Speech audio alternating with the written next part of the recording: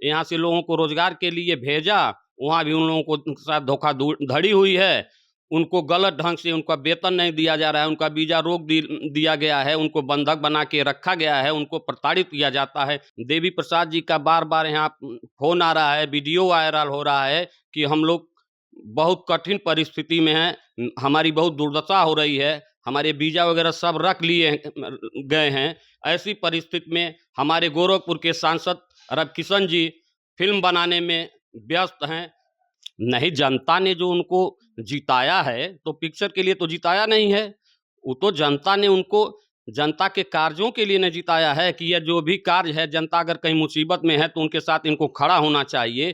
गोरखपुर में इस तरह का कार्य होते हैं तभी तो हमारे गोरखपुर के लोग वहाँ जाके फंसे हैं।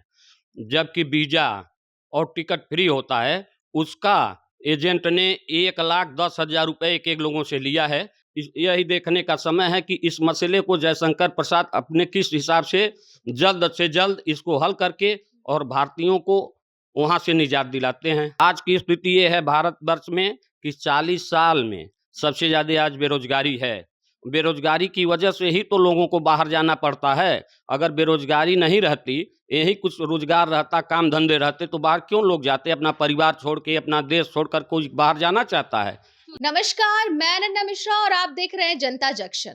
इस वक्त हमारे साथ कांग्रेस के वरिष्ठ नेता राकेश राम त्रिपाठी जी मौजूद हैं। हम उनसे ये जानने का प्रयास करेंगे कि तजाकिस्तान में 200 भारतीयों को बंधक बनाया गया है। जी हाँ, बिल्कुल सही सुन रहे हैं कि तजाकिस्तान में 200 भारतीयों को बंधक बनाया गया है। साथ ही साथ उत्तर प्रदेश के गोरखपुर के 28 युवक उसमें शामिल हैं और ना ही उत्तर प्रदेश की सरकार उनके प्रति कुछ एक्शन ले रही है और ना ही केंद्र सरकार एक्शन ले रही है। उन्हें कब वहां से आजादी मिलेगी, लगातार वो वीडियो पे वीडियो भेज रहे हैं, अपनी रिहाई का सरकार से गुजारिश कर रहे हैं, भारत के मीडिया से भी गुजारिश कर रहे हैं कि हमें वहां से आजाद किया जाए, लेकिन अभी तक वो वहां से आजाद नहीं हुए हैं।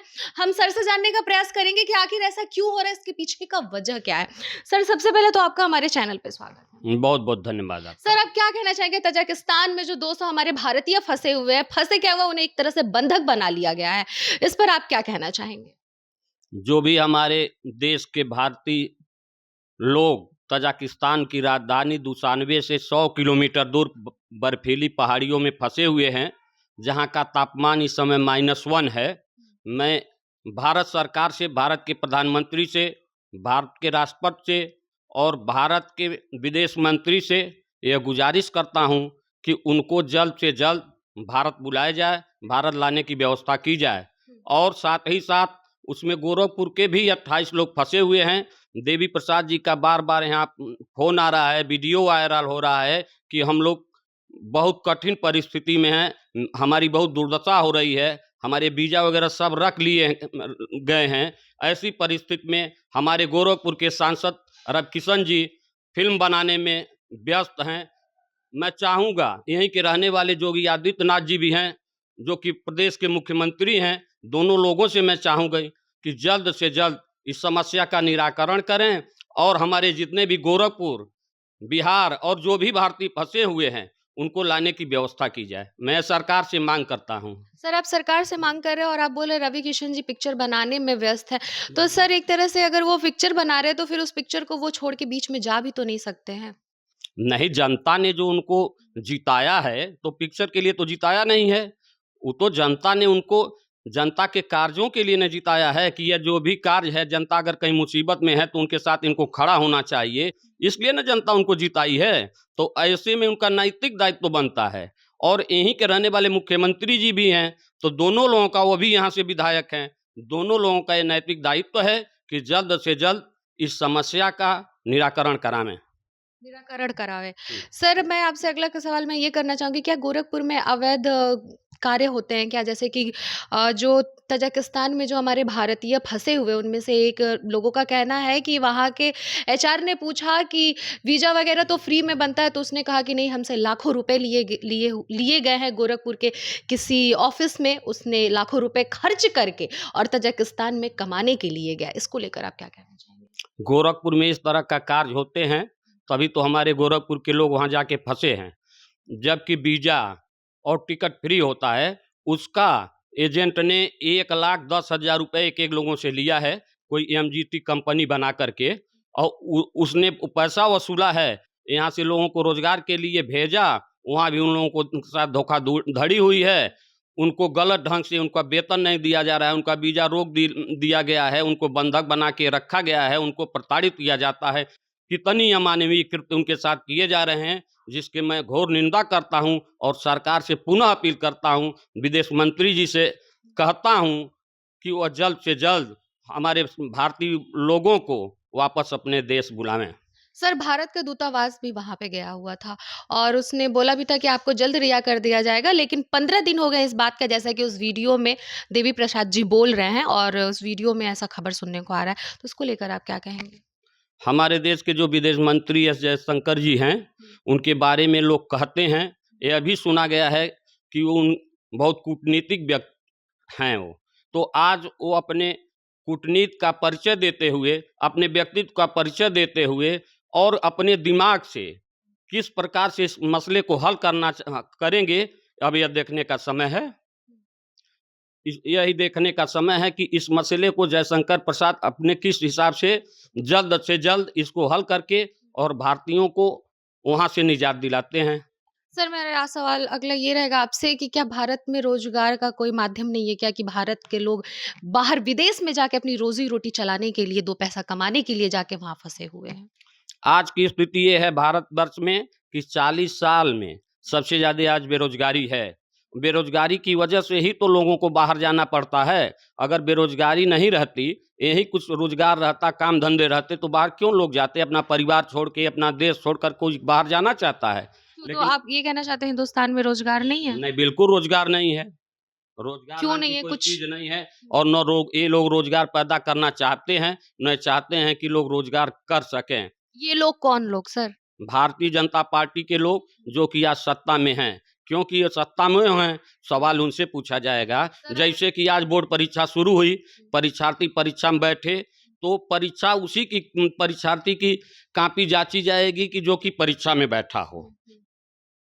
तो जो आज सत्ता में, हम सवाल उसी से तो करेंगे।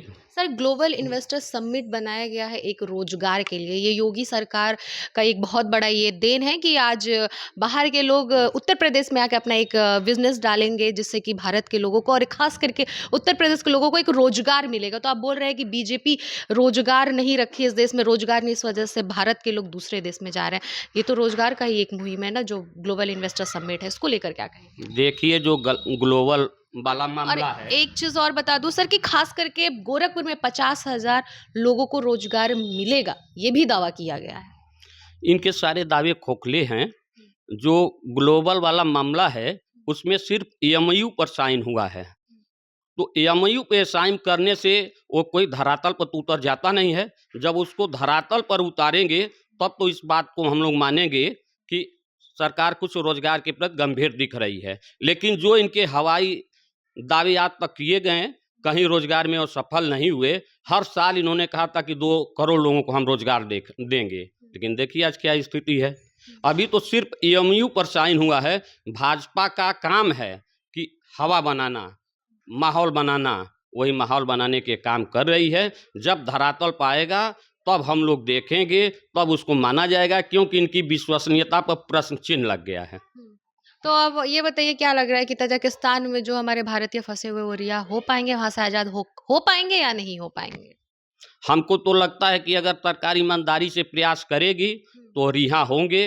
भारत के लोग कहीं भी रहेंगे तो हर भारतवासियों का स्नेह और प्यार उनके साथ है और सारे लोगों की दुआ उनके साथ है। सरकार अपना ईमानदारी पूर्वक जल्द से जल्द अपना काम अगर करे, जो सरकार को करनी चाहिए, दूतावास से लेकर के वहाँ तक जैसे भी हो, तो हमारे लोग जल्द से जल्द रिहा हो सकते हैं। हमें उम्मीद है कि वह रिहा होंगे।